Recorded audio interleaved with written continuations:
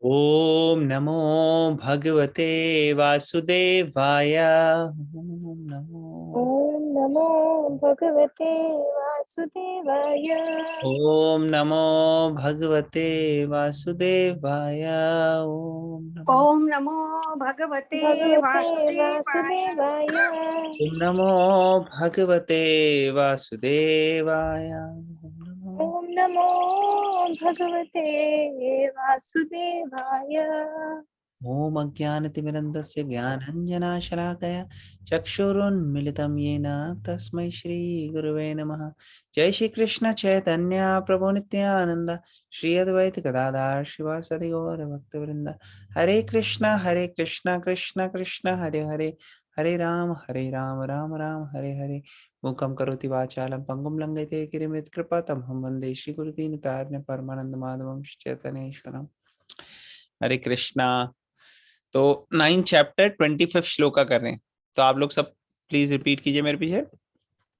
यान्ति देवव्रता देवान्, यान्ति देवव्रता देवान्। पितॄन् यान्ति पितृव्रता, पितॄन् यान्ति पितॄन् यान्ति पितृव्रता। भूतानि यान्ति भूतेज्या, यान्ति भूतानि यन्ति भूतेज्य। भूतेज्य यान्ति मद्याजिनोऽपि माम्, यान्ति मद्याजिनो। यान्ति यान्ति मद्याजिनोऽपि माम्। मद्याजिनोऽपि। हरे कृष्ण। तो कौन वॉलंटियर करेगा ट्रांसलेशन पढ़ने के लिए? बहुत हरे इंपॉर्टेंट। कृष्णा। हरे कृष्णा। राशिका आप पढ़ोगे? हाँ जी। प्लीज पढ़िए। Translation. Those who worship the demigods will take birth among the demigods. Those who worship the ancestors go to the ancestors. Those who worship ghosts and spirits will take birth among such beings. And those who worship me will live with me. Hare Krishna. हरे कृष्णा। तो थोड़ा पर्पट भी पढ़ लेते हैं, फिर अच्छे से discuss करेंगे हम। तो आप पढ़ेंगे पर्पट? Yes, I'll continue. Continue. Purport. If one has any desire to go to the moon, the sun, or any other planet, one can attain the desired destination by following specific Vedic principles recommended for that purpose, such as Chotu. Sorry. No problem. So sorry. If you want anybody else to read, हम लोग पढ़ सकते No. हैं। अच्छा, I'll read from starting. I'm so sorry. हाँ पर्पट पढ़ो आप। Purport. If anyone has any desire to go to the moon, the sun, or any other planet, one can attain the desired destination by following specific Vedic principles recommended for that purpose, such as the process technically known as Darsa Purnamasa. These are vividly described in the fruitive activities portion of the Vedas, which recommends a specific worship of demigods situated on different heavenly planets. Similarly, one can attain the planets by performing a specific yajna. Similarly, one can go to many ghostly planets and become a yaksha, rakshas, or pisach. Pisach worship is called black arts or black magic. There are many men who practice this black art and they think that it is spiritualism, but such activities are completely materialistic. Similarly, a pure devotee who worships the Supreme Personality of Godhead only achieves the planets of Vaikuntha or Krishna Lok without a doubt. It is very easy to understand through this important verse that if by simply worshipping the demigods, one can achieve the heavenly planets, or by worshipping the Pitas, achieve the Pita planets, or by practicing the black arts, achieve the ghostly planets, why can the pure devotee not achieve the planet of Krishna or Vishnu? Unfortunately, many people have no information of these sublime planets where Krishna and Vishnu live. And because they do not know of them, they fall down. Even the impersonalists fall down from the Brahma Jyotir. The Krishna conscious movement is therefore distributing sublime information to the entire human society to the effect that by simply chanting the Hare Krishna mantra, one can become perfect in this life and go back home, back to the Godhead. Hare Krishna. Hare Krishna, thank you so much for reading. तो ये श्लोक ही बताता है, जैसे आपने देखा होगा कभी कई लोग अलग अलग जगह जाते हैं पूजा करने के लिए या किसी मंदिर में या अलग, और उनकी ये धारणा होती है कि सारे रास्ते एक ही जगह जाते हैं। सुना है आपने ऐसे कि सभी रास्ते एक जगह जाते हैं? ऐसे कई बार लोग बोलते हैं। एक्चुअली कृष्णा यहाँ भगवत गीता में क्लियरली बता रहे हैं कि कौन सी पद्धति को आप फॉलो करोगे अगर, तो उसका क्या आपको नतीजा होगा, है ना।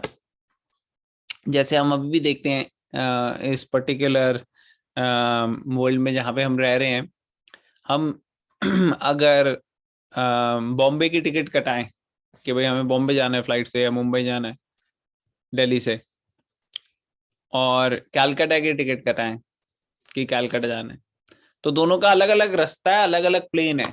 ऐसे नहीं कर सकते कि आप कैलकाटा की टिकट ली, बॉम्बे के प्लेन में बैठ गए और चलो जी पहुंच जाओगे अपनी डेस्टिनेशन। नहीं, ऐसे नहीं होगा। जहां की डेस्टिनेशन आप जा रहे हो वहीं जहां की आपने टिकट ली है और जिस प्लेन में बैठे हो वहीं की आपको डेस्टिनेशन जाने को मिलेगी। उसी तरह से हम देखते हैं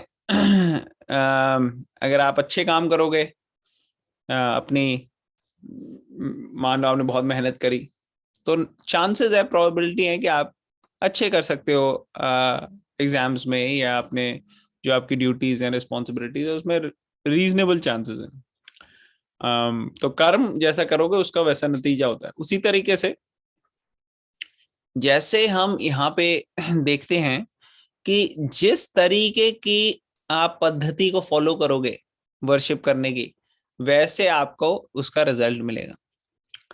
तो पर्पट में प्रभुपाद ने एक्सप्लेन किया है जो कृष्णा ने बोला है। यहाँ पे क्या बोला है कृष्णा ने? कृष्णा ने कहा है कि अगर कोई देवी देवताओं की पूजा करेगा तो वो देवी देवताओं के लोक में जाएगा। अगर कोई अपने पूर्वजों की करेगा तो वो उनके लोक में जाएगा।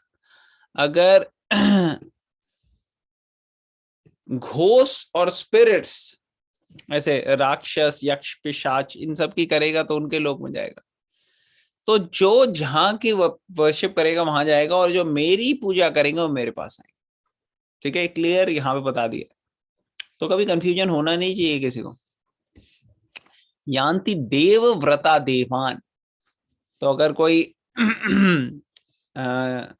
यहाँ पे एग्जाम्पल दिया है प्रभुपाद ने, मून, मून मतलब सोम, सोम जो वहां के जैसे सूर्य, सूर्य देव हैं, वैसे ही मून के हैं सोम, और उसी तरीके से हर प्लैनेट्स के अलग अलग हैं, और राजा इंद्र हैं। तो ये हेवन है पूरा का पूरा, जिसमें कई सारे देवी देवताएं हैं। और ऐसी पद्धतियां दी हुई हैं वेदों में कि आप अलग अलग तरीके के देवी देवताओं की पूजा कर सकते हो। और यहाँ पे बताया गया कि उसको कहते हैं दर्श पौर्णमास। और जो जो आप कार्य करोगे, जो जो आप सैक्रिफाइस यज्ञ करोगे, उसके आपको फल भी यहाँ पे बताया, इनमें इन सेक्शंस में बताया वेदों में कि आपको मिलेंगे अलग अलग तरीके के फल के लिए। तो किसी को अगर हायर प्लैनेट्स में बहुत शक्तिशाली चाहिए आगे फ्यूचर, तो उसके लिए अलग पद्धति दी हुई है। और जो पहले हमारे लीनिएज में हमारे फोर फादर्स एंड सिस्टर्स, जो हमारे पूर्वज हैं, अगर वो हायर प्लैनेट्स में गए हैं, तो अगर हम पूर्वजों के जो की पूजा करते हैं, यहाँ पे लिखा है, तो हम उनके प्लैनेट्स में जाएंगे जहां पे वो थे। तो इसी तरीके से अगर कोई अलग तरीके की पद्धति को फॉलो करने की कोशिश करता है, जिसमें कई बार हम देखते हैं कि अलग अलग तरीके के तामसिक प्रवृत्ति की चीजों की पूजा होती है। यहाँ पे लिखा है यक्षा, राक्षस, पिशाच, ये अलग अलग तरीके के प्रोसेसेस हैं। और यहाँ पे बताया गया ये जो पिशाचों की जो वर्शिप है इसको ब्लैक मैजिक, ब्लैक आर्ट्स भी कहते हैं। और कई बार ये लोग सोच लेते हैं कि ये भी स्पिरिचुअल है, लोगों को पता नहीं है, लोग किसी चीज को भी स्पिरिचुअल मान लेते हैं। अगर आप देखोगे इंटरनेट पे गूगल करोगे स्पिरिचुअल वर्ड, तो उसके साथ बड़ी सारी चीजें आ जाएंगी। Spiritual T, spiritual massage, spiritual vacation package, spiritual जो भी मतलब आपको चीज चाहिए स्पिरिचुअल लगा देंगे उसके आगे और बेचेंगे। लेकिन अगर आप उनको बोल भी थोड़ा हटा भी दो तो भी आम लोगों की अंडरस्टैंडिंग में भी उनको पता नहीं स्पिरिचुअल क्या है। वो सोचते हैं कि जाके हम ज्योतिषी को हाथ दिखाएंगे वो स्पिरिचुअल हो गया, या कोई ब्लैक मैजिक कर रहा है वो स्पिरिचुअल हो गया, या कोई बहुत अच्छी चीज लग रही है मुझे, बड़ी सूदिंग सा म्यूजिक है तो वो स्पिरिचुअल हो गया। बट ऐसे नहीं होता। स्पिरिचुअल मतलब होता है कि जिसका स्पिरिट से कनेक्शन है, जिसका आत्मा से कनेक्शन। अगर हमारे आत्मा से उसका कनेक्शन नहीं है और मैटर से ही कनेक्शन है तो वो चीज स्पिरिचुअल एक्चुअली होती नहीं है, चाहे जितनी अच्छी लगे। वो जो अच्छी लग रही है वो सेंसेस को ही प्लेजर दे रही है। स्पिरिचुअल मतलब होता है जिसका आत्मा से कनेक्शन हो। जैसे भगवत गीता, भगवत गीता की जो नॉलेज है वो स्पिरिचुअल है, क्योंकि उसमें आत्मा से रिलेटेड बताया गया, हमें हमारा कनेक्शन बताया गया कि क्या, कौन है हम और हमारा क्या कनेक्शन है आत्मा का परमात्मा से। तो यहाँ पे बताया गया है कि जो शुद्ध भक्त हैं, जो शुद्ध भक्त हैं वो कैसी, वो किसकी वर्शिप करते हैं, वो भगवान की वर्शिप करते हैं। तो अलग अलग प्रोसेसेस को जो जो फॉलो कर रहे हैं उनकी डेस्टिनेशन यहाँ पे बताई गई है। आप चूज कर सकते हो कौन सा फॉलो करना है आपने। कोई कह सकता है भाई हमें तो देवी देवता का करना है, हमें तो स्वर्ग जाएंगे, वहां पे अच्छा एंजॉय करेंगे। हाँ, लेकिन वो टेम्परेरी है। स्वर्ग में आप थोड़े टाइम जाओगे फिर उसके बाद वापस आना पड़ेगा। लेकिन भगवान के धाम पे अगर आप जाओगे तो वहां पे कोई मिजरी भी नहीं है और दोबारा आने की कोई जरूरत भी नहीं, आप वहीं पे रह सकते हो हमेशा। तो लोगों को ज्यादातर पता नहीं है वैकुंठा और कृष्ण लोक के बारे में, इसलिए अगर किसी की मृत्यु होती है लोग क्या कहते हैं, स्वर्गवासी हो गए, मतलब कि स्वर्ग चले गए। वो सोचते हैं बहुत अच्छी चीज हो गई, स्वर्ग चले गए। अरे स्वर्ग तो टेम्परेरी है, लेकिन असली चीज तो है वैकुंठवास, वैकुंठ में जाना। तो यहाँ पे क्या है बताया कि ये बहुत आसान है एक्चुअली समझना, यहाँ क्लियरली भगवान ने बताया है, इसको बहुत ज्यादा कॉम्प्लिकेट करने की जरूरत नहीं है। Simply worshipping demigods, one can achieve heavenly planets. Worshipping Pitas, one can achieve Pita lok. And राक्षसों की करने की से one can जो अगर ब्लैक मैजिक, ब्लैक आर्ट करेंगे तो घोस्टली प्लैनेट्स में जा सकते। मगर जब ये सब चीजें कर सकते हैं तो फिर विष्णु लोक में या कृष्ण लोक में क्यों नहीं जा सकता डिवोटी, वहां भी जा सकता है। और फिर यहाँ पे बताया कि जो भगवान का निराकार रूप में जो भगवान की तरफ जुड़ने की कोशिश करते हैं वो एक्चुअली वैकुंठा तक नहीं पहुंच पाते। वो निराकार भगवान के अंदर से जो एक लाइट आ रही है जिसको कहते हैं ब्रह्म ज्योति, जो इतनी स्ट्रांग होती है कि उसके पीछे दिखता नहीं है। जैसे आप देखोगे कभी सूर्य को बहुत तेज निकला हुआ है तो आप देख भी नहीं पाओगे, मतलब आप आंखें ऊपर करोगे आप देख नहीं पाओगे। तो उसी तरह क्या होता है, भगवान के बॉडी से इतनी स्ट्रांग एफल्जेंस आती है कि उसको ब्रह्म ज्योति होती है वो। और जो इम्पर्सनल है, जो निराकार रूप में भगवान को फॉलो करने की कोशिश करते हैं वो ब्रह्म ज्योति के लेवल तक आ जाते हैं। मतलब कि जन्म मृत्यु के चक्र से तो थोड़े से बाहर आते हैं, लेकिन वो पूरा अभी पूरी तरह से उनको मोक्ष नहीं मिला और फिर उनको वापस आना पड़ता है। उनको भी, उनका भी जो है परमानेंट नहीं है, वो भी फॉल डाउन हो जाता है। फिर कृष्णा कॉन्शियस मूवमेंट को अगर हम फॉलो करेंगे और अपनी कॉन्शियसनेस को भगवान के अंदर लगाएंगे कि कैसे भगवान की सेवा किया जाए, तो हमारे लिए भगवान तक पहुंचना बहुत इजी हो जाएगा। और इसका बेस्ट मेथड है कि हम भक्तों के संग में सीखें और हर रोज हरे कृष्णा मंत्र की जाप करें। हरे कृष्णा कृष्ण कृष्ण हरे हरे, हरे राम राम राम हरे हरे। ऑलराइट, तो क्लियर हो गया ये सबको? किसी का कोई क्वेश्चन, कमेंट, कोई पॉइंट?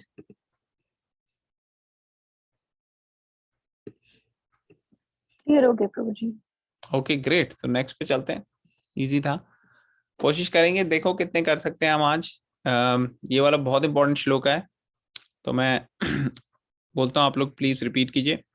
पत्रम पुष्पम फलम तोयम, पत्रम भद्रं पुष्पं फलं तोयं यो मे भक्त्या प्रयच्छति, यो मे भक्त्या प्रयच्छति तदहं भक्त्या उपहृतं, तदहं तदहं भक्त्युपहृतम् अश्नामि प्रयतात्मना, अष्टानि प्रयतात्मनः।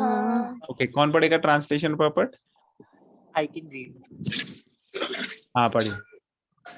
Translation: If one offers me with love and devotion a leaf,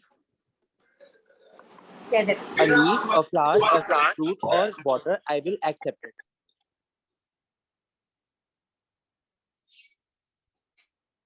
Should I read the purport? हाँ पर्पट भी पढ़ लो आप, फर्स्ट पैराग्राफ पढ़ लो, फिर उसके बाद डिस्कस करते हैं। Okay.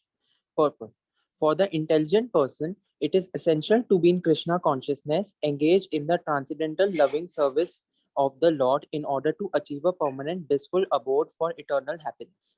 The process of achieving such a marvelous result is very easy and can be attempted even by the poorest of the poor without any kind of qualification. The one qualification required in this connection is to be a pure devotee of the Lord. It does not matter what one is or where one is situated. The process is so easy that even a leaf or a little water or fruit can be offered to the Supreme Lord in genuine love, and the Lord will be pleased to accept it. No one therefore can be barred from Krishna consciousness because it is so easy and universal. One who is such a fool that he does not want to be Krishna conscious by this simple method and thus attain the highest perfection of life, of eternity, bliss, and knowledge. Krishna wants only loving service and nothing more. Krishna accepts even a little flower from his pure devotee. He does not want any kind of offering from a non-devotee. He's not in the need of anything from anyone because he is self-sufficient, and yet he accepts the offering of his devotee in an exchange of love and affection. To develop Krishna consciousness is the highest perfection of life. Bhakti is mentioned twice in the verse in order to declare that more emphatically that bhakti or devotional service is the only means to approach Krishna. No other condition, such as becoming a Brahman, a learned scholar, a very rich man, or a great philosopher, can induce Krishna to accept some offering. Without the basic principle of bhakti, nothing can introduce the Lord to agree to accept anything from anyone. Bhakti is never casual. The process is eternal. It is direct action in service to the absolute whole. Hare Krishna. Hare Krishna, thank you for reading, very nice. तो देखो पिछले श्लोक में हमने क्या discuss किया था कि उन्होंने बोला कि जो मेरी भक्ति करता है वो मेरे पास आता है, जो बाकी प्रोसेसेस फॉलो करता है वो उनके पास जाता है, जहां पे भी उसका दिल है, जो भी प्रोसेस फॉलो कर रहा है। अब यहाँ पे जब उन्होंने कहा है कि जो मेरी भक्ति करता है वो मेरे पास आता है, तो कोई सोच सकता है भाई कैसे भक्ति करनी है। तो हमने तो डिस्कस किया कि चैंटिंग करें, एसोसिएशन करें, और साथ में बहुत इंपॉर्टेंट कृष्णा नेक्स्ट स्टेप क्या बता रहे हैं, क्या करना है आपको। आप भक्ति भावना से, भक्ति मतलब प्रेम, भक्ति का एक मतलब है कि भगवान के लिए प्रेम, बस। तो भगवान को प्रेम से अगर हम ऑफर करते हैं, भगवान को खुश करना कोई बहुत मतलब ऐसा नहीं है कि आपको चांद तारे तोड़ के लाने पड़ेंगे, ऐसा नहीं है, या कोई आपको बहुत बड़ी कोई डिग्री लेकर आनी पड़ेगी, बहुत आपको पढ़ना पड़ेगा, ऐसा नहीं। भगवान को कोई भी सिंपल से सिंपल व्यक्ति कर सकता है खुश। कैसे भगवान कह रहे हैं, जस्ट कोई पत्ता, मतलब ऐसा कुछ नहीं है कि बहुत कोई बहुत महंगी चीज है यार, एक पत्ता तो यार बहुत महंगा है, मैं तो नहीं अफोर्ड कर सकता, नहीं ऐसा नहीं है भगवान का। पत्ता कहीं भी मिल जाएगा आपको। फ्लावर अगर आप देखो, पहले हर जगह फ्लावर होते थे, कहीं से भी आप लो, फूल तोड़ो, भगवान को ऑफर कर दो। फल पेड़ों में इजीली मिल जाते, पानी अवेलेबल है। तो सिंपल चीजें जो कहीं पे भी अवेलेबल है, भगवान उससे सेटिस्फाई हो रहे हैं, ऐसा नहीं है कि बहुत कुछ करना पड़ रहा है। और भगवान क्या कह रहे हैं, मैं एक्सेप्ट करूंगा। लेकिन यहाँ पे 2 बारी भगवान ने कौन सा वर्ड यूज किया है? कौन बताएगा भव्या के अलावा? इस श्लोका में एक वर्ड 2 बारी यूज किया है भगवान ने, कौन सा? भक्ति। भक्ति। हाँ, भक्ति से। ऐसा नहीं है कि भगवान को वो चीज चाहिए जो हम ऑफर कर रहे हैं। भगवान के पास ही, वो तो खुद, कई बार लोग कहते हैं अरे भगवान ही तो सब दे रहे हैं हमें, तो हमें क्या जरूरत है भगवान को देने की, हम क्यों ऑफर करें भगवान को? हाँ, भगवान सब कुछ आपको दे रहे हैं और भगवान को वो चीज नहीं चाहिए। एक्चुअली भगवान को क्या चाहिए? हमारा प्रेम। भगवान जिस तरीके से हमें प्रेम कर रहे हैं, अगर हम भगवान को उतना तो अभी नहीं कर सकते, लेकिन अगर हम कोशिश भी करें उतना प्रेम करने की या उसके करीब आने की, तो वो बहुत बड़ी बात है हमारे। वो प्रेम के लिए भगवान जो है वो चीज एक्सेप्ट कर रहे हैं, और किसी चीज के लिए नहीं। और एक्सेप्ट क्या करते हैं? वो पूरी की पूरी वापस भी कर देते हैं हमें प्रसाद के रूप में। तो ये है भगवान की कृपा हमारे ऊपर। तो जो बुद्धिमान व्यक्ति होता है ना, वो इसका फायदा उठाता है। वो कहता है हाँ भाई चलो भगवान की सेवा में लगे। तो वो समझ आता है कि कृष्णा कॉन्शियस होना, भगवान की सेवा में लगना, ये इसमें मेरा ही बेनिफिट है, मैं ही खुश होऊंगा, बाकी किसी का कोई नहीं है। ऐसा नहीं कि भगवान को दे रहा हूं तो मेरे पास कुछ नहीं रहेगा। नहीं, एक्चुअली भगवान को जितना हम देते हैं कई गुना ज्यादा भगवान हमारे को प्रोवाइड कर रहे हैं और करते रहते हैं। अगर कभी इस स्थिति में आए कि हमें लगे अरे ये भगवान को दूं या अपने पास रखूं, अगर इनको दे दूंगा तो मेरे पास क्या रहेगा, तो इसका समझ लेना चाहिए कि ये भगवान जो है ये चेक करना चाह रहे हैं कि हमारा कितना फेथ है भगवान। क्योंकि भगवान को देने में हमेशा हम ही गेन करते हैं, हमारा गेन है वो। इनफैक्ट अगर आप देखो वैसे भी दान देना वो बहुत इंपॉर्टेंट होता है लाइफ में, और भगवान के लिए अगर हम कुछ कर रहे हैं तो एक्चुअली वो बेस्ट है। लेकिन हम मृत्यु के बाद अगली लाइफ में कुछ इस लाइफ से ले जा नहीं सकते। लेकिन आपने जो डोनेट किया है अभी, खासकर भगवान की सेवा में, वो हजारों गुना ज्यादा आपके पास आएगा अगर नेक्स्ट टाइम आपको कभी जन्म लेना भी पड़ा तो। और अगर प्योर हो जाते हो, कभी जन्म ही नहीं लेना पड़ता, तो फिर तो भगवान के साथ रहोगे आप। और अगर मान लो दोबारा कभी जन्म लेना पड़ा, तो उसके लिए आप जो है पूरी तरह से भगवान सारा अरेंजमेंट करेंगे। तो इसलिए भगवान की सेवा में लगना, उसमें चिट भी अपनी है, पट भी अपनी है, हर तरीके से बेनिफिट ही बेनिफिट। फिर क्या लिखा है यहाँ कि इस प्रोसेस से इतना अच्छा रिजल्ट मिलता है, इतना बढ़िया रिजल्ट मिलता है कि मतलब ये जो प्रोसेस अभी भगवान बता रहे हैं कि पत्रम पुष्पम फलम तोयम, कि एक गरीब से गरीब व्यक्ति भी इसका फायदा उठा सकता है। ऐसा नहीं कि मैंने जैसे बताया कि बहुत कोई महंगी चीज है, कोई भी कर सकता है। ये मतलब नहीं है कि हम कहाँ हैं, कैसे हैं, किस स्थिति में, हर जगह भगवान की सेवा में लगा जा सकता है। सिंपल सी चीज है, भगवान को ऑफर करो आप, सिंपल से सिंपल।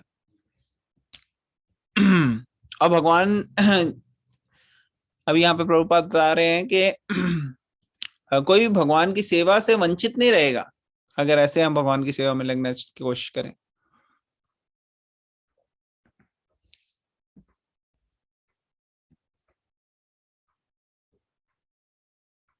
ऐसा नहीं कि भगवान को उस चीज की जरूरत है, पत्रम पुष्पम फलम तोयम, जैसे हमने बताया, डिस्कस किया। भगवान हमारा प्रेम एक्सेप्ट कर रहे हैं जब हम ऑफर करने की कोशिश कर रहे हैं। और ऐसा भी नहीं है कि आपको बहुत वेदों को पढ़ के पूरी भगवत गीता को के सब श्लोक आने चाहिए आपको, तभी आप ऑफर कर सकते हो, ऐसा कुछ नहीं है।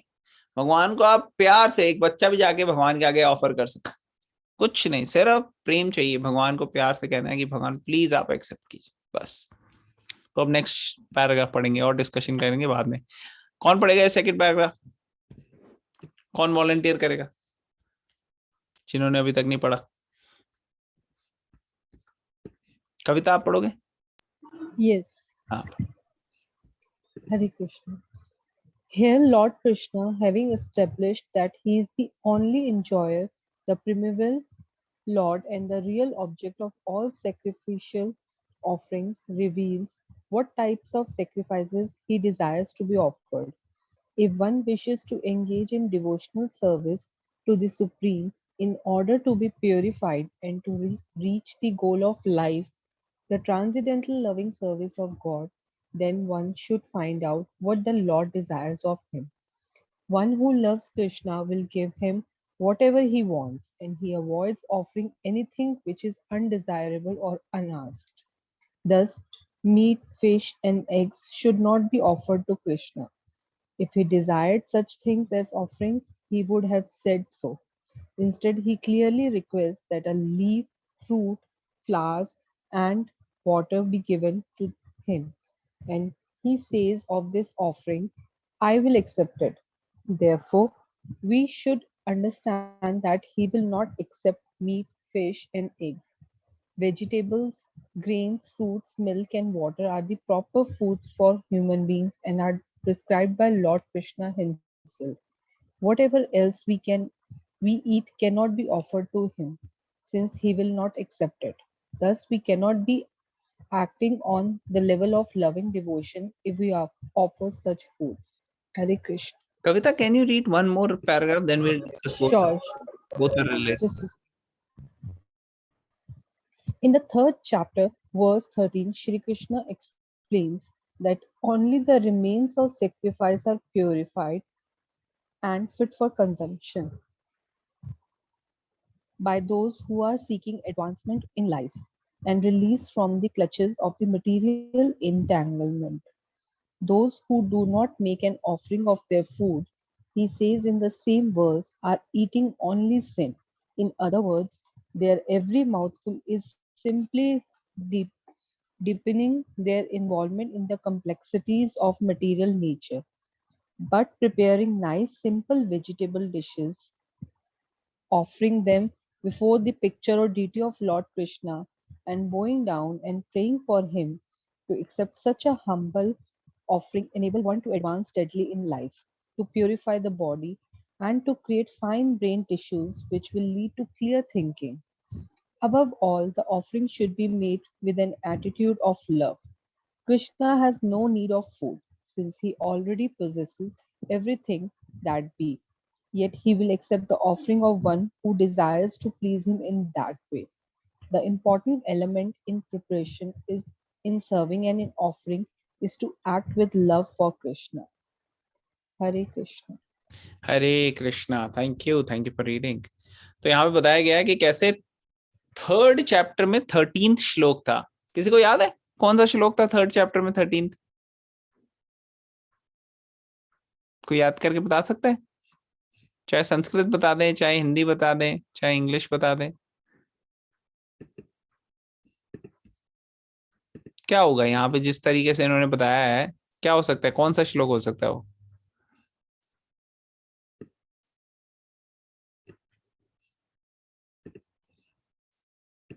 चल निकाल ही लेते हैं.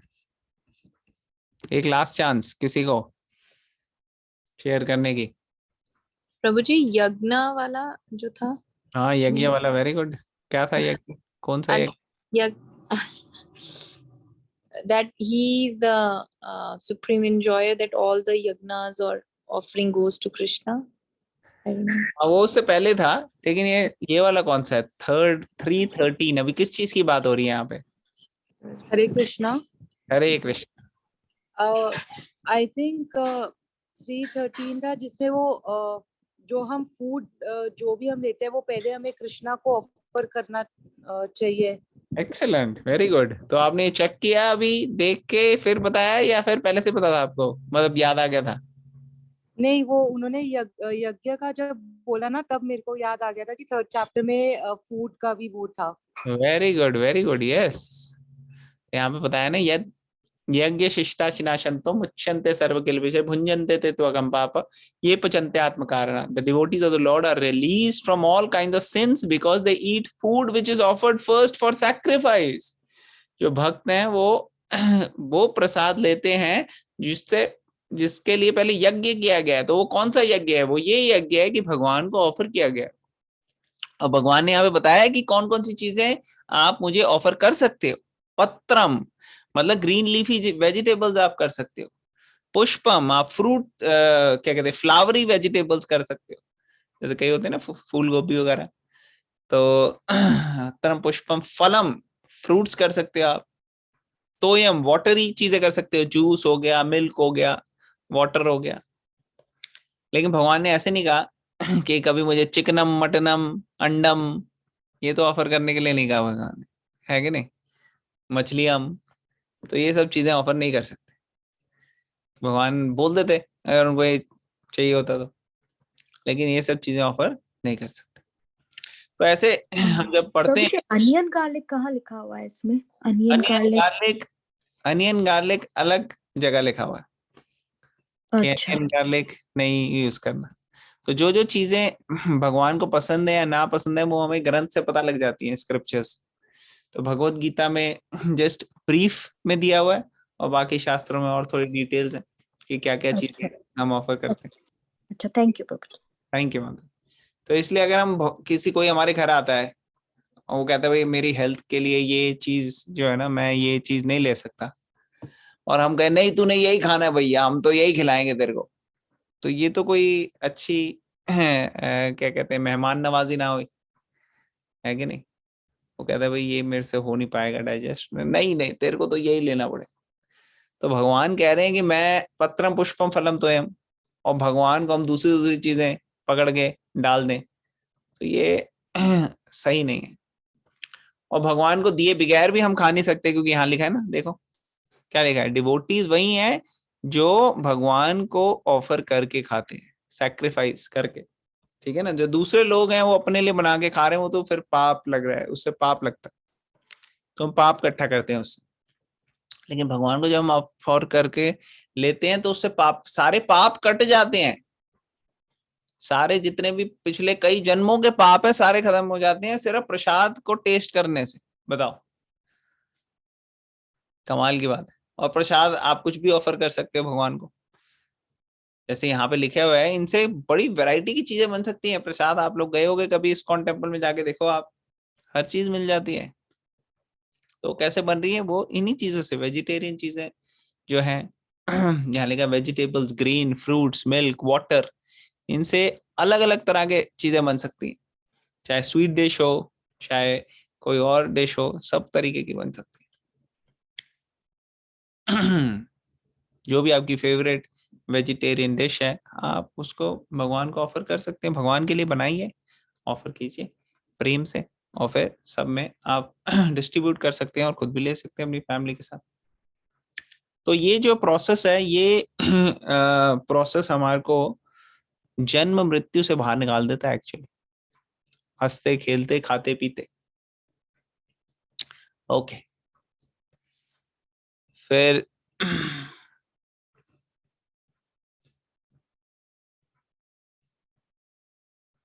फिर यहाँ पे लिखा है, but preparing nice simple vegetable dishes, offering them before the picture deity and bowing down and praying to accept such a humble offering enable one to advance steadily in life, to purify the body and to create fine brain tissues which will lead to clear thinking. तो जब हम प्रसाद लेते हैं तो प्रसाद की इतनी शक्ति होती है कि हमारी जो भक्ति है वो बड़ी स्पीड से प्रोग्रेस होने लग जाती है।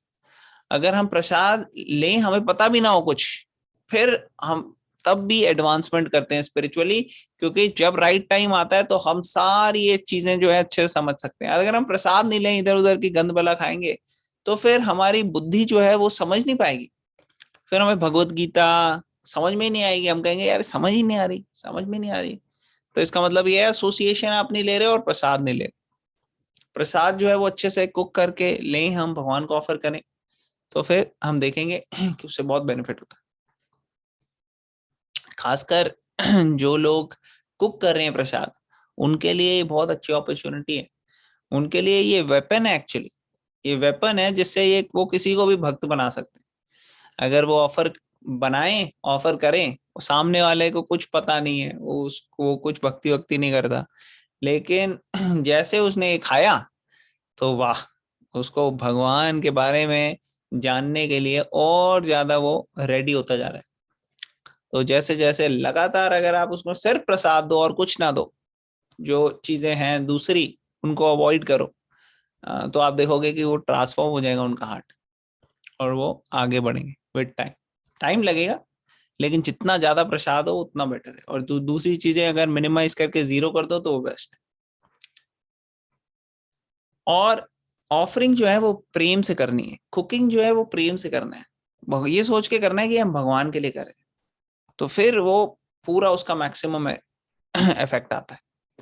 अगर हम कुकिंग ये सोच के कहेंगे कि मैं खा लेता हूँ, खा लेती हूँ, टेस्ट टूस्ट करके अपना, फिर तो वो बेस्ट तरीका नहीं। बेस्ट तरीका है कि हम अच्छे से बनाएं, सब साफ सुथरा, और ये कॉन्शियसनेस रखें कि ये भगवान के लिए साक्षात हम बना रहे हैं, वो हाईएस्ट है।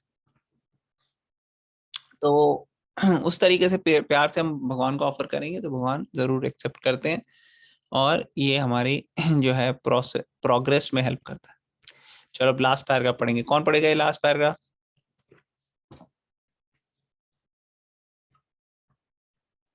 I can read. Prabhuji. The impersonalist philosopher who wished to maintain that the absolute truth is without senses cannot comprehend this verse of Bhagavad Gita. To them, it is either a metaphor or proof of the mundane character of Krishna, the speaker of the Bhagavad Gita. But in actually, Krishna, the supreme Godhead, has senses, and it is stated that his senses are interchangeable. In other words, one sense can perform the function of any other. This is what it means to say that Krishna is absolute. Lacking senses, he could hardly be considered full of all opulence. In the 7th chapter, Krishna has explained that he impregnates the living entity into material nature. This is done by looking upon material nature. And so, in this instance, Krishna's hearing the devotees' words of love, is offering foodstuffs, is wholly identical with his eating and actually tasting. This point should be emphasized. Because of his absolute position, his hearing is wholly identical with his eating and tasting. Only the devotee who accepts Krishna as he describes himself without interpretation can understand that the Supreme Absolute can eat food and enjoy it. Hare Krishna. Hare Krishna. Okay, तो एक और चीज cooking के बारे में ये important है कि जो भी कुक कर रहे हैं, जो भी व्यक्ति कुक कर रहे हैं, उनके कॉन्शियसनेस कैसी जो है वो कुकिंग में जाती है, वो खाने में जाती है, और वो भगवान जो है टेस्ट करते हैं, और जो भी वो खाने को लेगा, प्रसाद भी हो, लेकिन उनकी कॉन्शियसनेस भी उससे अफेक्ट हो जाती है। और अगर वो प्रसाद नहीं है तो फिर तो बहुत डेंजर है, क्योंकि जो भी कॉन्शियसनेस में है कुक के, वो सारा का सारा जाएगा और अफेक्ट करेगा खाने वाले को। तो अगर आप चाहते हैं कि सामने वाले को आपने बदलना है, तो उनके लिए आप बहुत ही कृष्णा कॉन्शियस वे में कुकिंग कीजिए। भगवान के कीर्तन हो आपके चल रहे हो, थोड़ा भगवान की कॉन्शियसनेस है आपकी कि मैं भगवान के लिए बना रही हूँ या बना रहा हूँ, तो इस कॉन्शियसनेस में जब आप कुक करोगे तो भगवान को भी आप खुश करोगे, और भक्ति भावना जो है ट्रांसमिट हो जाएगी, और पूरा जो एटमॉस्फेयर है वो स्पिरिचुअलाइज हो जाएगा। और यहाँ पे प्रभुपाद क्या बता रहे हैं कि भगवान के जो अलग अलग इंद्रियां हैं, सेंसेस हैं, एक्चुअली भगवान की भी सेंसेस होती है, लोगों को पता नहीं, लेकिन भगवान की भी सेंसेस होती हैं। और वो अलग बात है कि भगवान की बड़ी स्पेशल सेंसेस हैं। उनकी एक सेंस भी जो है वो सारा काम कर लेती है। जैसे आईज है उनकी, तो आईज जो है वो बाकी सेंसेस का भी काम कर लेंगी, ईयर जो है वो भी बाकी सेंसेस का काम कर लेगी। तो आईज से खा भी सकते हैं भगवान, देख के खा लेते हैं। तो भगवान की जो इंद्रियां हैं वो स्पिरिचुअली क्या कहते हैं, हमारी इंद्रियों से बहुत अलग है। तो यहाँ पे बताया गया है कि कई लोग इस चीज को समझ में नहीं पाते, उनको ये श्लोक समझ में ही नहीं आता, उनको लगता है एक मेटाफर है। मेटाफर मतलब के ऐसे ही एक सिंबॉलिक बात कर दी है, मतलब सिंबॉलिकली कह दिया है कि पत्र पुष्प फल तो ये मेरे को ऑफर करो, मगर इसका कोई लॉजिक नहीं है, कोई सिग्निफिकेंस नहीं है। कई लोग ऐसे सोचते हैं। क्यों वो सोचते हैं? क्योंकि उनको पता नहीं है कि भगवान की एक पर्सनालिटी है, भगवान जो है वो एक्चुअली एक पर्सन है जिनके साथ हम फीलिंग्स का एक्सचेंज कर सकते हैं। और क्योंकि वो ये नहीं जानते, वो सोचते हैं किसको ऑफर करें, भाई कहाँ है, कौन भगवान, कौन वो तो क्या कहते हैं। और ये इम्पर्सनलिस्ट नास्तिक नहीं है। इम्पर्सनलिस्ट मीन्स जो सोच समझते तो हैं कि एक शक्ति है जो सब कुछ चला रही है, परमात्मा है, भगवान है, या ऐसे सोचते हैं, लेकिन उनको उनका उनका डिटेल्स नहीं पता। ये नहीं पता कि भगवान अपने विग्रह फॉर्म में भी हो सकते हैं मंदिर में। वो कहते हैं मंदिर अंदर जाने की जरूरत नहीं, या फिर वो कहेंगे कि कोई कहीं कोई फॉर्म नहीं होता भगवान का। तो ऐसे लोग जो हैं उनके लिए, उनको समझ में नहीं आती कि ये क्या भगवान ने यहाँ पे क्या किया इस श्लोक में, क्या मतलब है कृष्ण। तो या तो वो कहते हैं कि कृष्णा भगवत गीता ही बेकार है, कोई पढ़ने की जरूरत नहीं, या फिर वो कहते हैं कि ये जो है ये मेटाफर है। मेटाफर मीन्स बस एक सिंबॉलिक बात की गई है, लेकिन इसका कोई बेसिस नहीं है, लिटरली मत लो इसको। मगर डिवोटीज कहते हैं क्यों भाई, क्यों ना लें, क्लियरली कृष्णा ने बोला यहाँ पे, लिटरली लेने वाली बात है ये, इसमें कोई हमारे को डिफिकल्टी नहीं लगती, सीधा भगवान को ऑफर करो, खत्म कहानी। तो डिवोटीज को ये बात पता है, क्योंकि भगवान से डिसिप्लिक सक्सेशन में हमारे पास ज्ञान आ रहा है साक्षात, तो इसलिए हमारे को क्लियरली ऐसे कोई डाउट्स होते नहीं। प्रभुपाद जी ने बहुत अच्छे से हमें एक्सप्लेन किया। तो फिर यहाँ पे क्या बता रहे हैं कि 7th चैप्टर में, 7th चैप्टर में लेके जाने प्रभुपाद, वो कह रहे हैं Krishna has explained that he impregnates the living entities into material nature. This is done by his looking upon material nature, and so in this instance, Krishna's hearing the devotees' words of love in offering foodstuff is wholly identical with his eating and actually tasting. This point should be emphasized because of his absolute position. तो यहाँ पे 7th chapter में कृष्णा जो creator है, उन्होंने पूरी की पूरी, ये जब शुरू में क्रिएशन हो रही है तो लिविंग एंटिटीज को इम्प्रेग्नेट करते हैं मटेरियल नेचर में, जस्ट बाय हिज ग्लांस। वो देखते हैं मटेरियल नेचर और इम्प्रेग्नेट हो जाती हैं वो सारी लिविंग एंटिटीज से, क्योंकि लिविंग एंटिटीज अलग है और मैटर अलग है। मैटर तो अलग से वहां पे था, लेकिन मैटर जो है earth water fire air ether वो अलग है, और लिविंग एंटिटीज जीवा अलग है, ठीक है ना। तो वो जीवा जो है वो गई महाविष्णु से, जस्ट ग्लांस से इम्प्रेग्नेट हो गई। Krishna's hearing the devotees' words of love in offering foodstuff is wholly identical with his eating and actually tasting. तो कृष्णा के साथ एक्सचेंज करने का प्रेम अलग अलग तरीका होता है। कैसे? जब हम भगवान के बारे में कुछ बोलते हैं प्रेम से, तो वो एक ऑफरिंग हो गई, और जब हम कुक करके भगवान को ऑफर करते हैं तो वो एक ऑफरिंग हो गई। अलग अलग तरह की ऑफरिंग, सब सेम क्यों है? क्योंकि सबके अंदर भगवान हमारा प्रेम जो है वो टेस्ट कर रहे हैं कि कितने भक्ति भावना से, कितनी प्रेम से दिया इसने। और इसीलिए उनकी सारी सेंसेस जो है वो यही परसीव कर रही है, और सारी सेंसेस जो है वो इसलिए सेम है, आइडेंटिकल।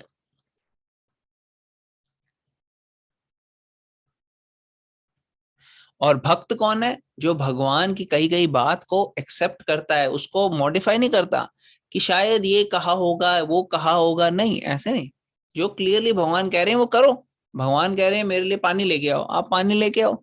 आप ये मत कहो नहीं ज्यादा पानी नहीं पीना चाहिए, भगवान रिलैक्स करो, ऐसे नहीं। जो भगवान ने कहा वो करो, उसका इंटरप्रिटेशन मत निकालो। ओके, तो हम यहाँ पे स्टॉप करते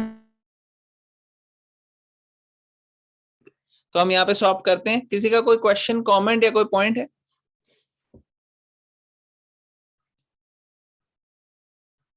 हमने आज 2 श्लोक करे, थोड़ा बड़ा था ये, और 2 बहुत इंपॉर्टेंट श्लोक है, 25 और 26 9वें चैप्टर के। तो ये दोनों श्लोक काफी इंपॉर्टेंट है। आप कोशिश करके मेमोराइज भी कर सकते हो 6 श्लोक, बड़ा इजी है, बच्चों को भी याद है कई सारे। पत्रम पुष्पम फलम तोयम यो मे भक्त्या प्रयच्छति तदहं भक्त्या उपाहृतम अश्नामि प्रयतात्मना। तो ये प्रैक्टिस कर सकते हैं। और कल हम पढ़ेंगे दूसरा वो भी बहुत इंपॉर्टेंट है। अब बड़े इंपॉर्टेंट श्लोक आ रहे हैं अब बचे हुए जो 9 चैप्टर के, तो इन सब से क्वेश्चंस होंगे क्विज में। तो हम यहीं पे स्टॉप करते हैं।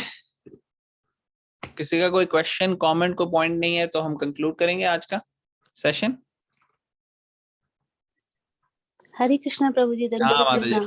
दंडवत प्रणाम। हरे कृष्णा प्रभु जी। हरे कृष्णा। प्रभु जी, आकाश कैन सिंग दिस श्लोका 26। हाँ, very nice, without looking, very good, great. रुको मैं शेयर। पत्रम पुष्पम फलम तोयम यो मे भक्त्या प्रयच्छति तदहं भक्त्या पारसं अस्नामि प्रयतात्मनः। Hare Krishna, very good, excellent job. माता जी ये कितने साल? How old? प्रभु 5 ईयर का प्रभु जी। 5 years, very I know the last sloka. Yes, yes, Prabhu ji, thank you Prabhu ji. Before Hare the Krishna. last sloka, I know. You know last sloka, can you tell that one also? No, before the last one, I know. अच्छा बताओ It's कौन okay Prabhu ji, I don't know Prabhu ji what is he saying. No, before the last one. Okay, okay. Okay Prabhu ji, Hare Krishna. Very good job, thank you, excellent, all right। और किसी का कोई question या किसी और ने श्लोका सुनाना है? Okay, no problem. तो हम कंक्लूड करेंगे 11 टाइम्स हरे कृष्णा चैंटिंग करेंगे अब हम। ग्रंथराज भगवद गीता की जय, श्रील प्रभुपाद की जय।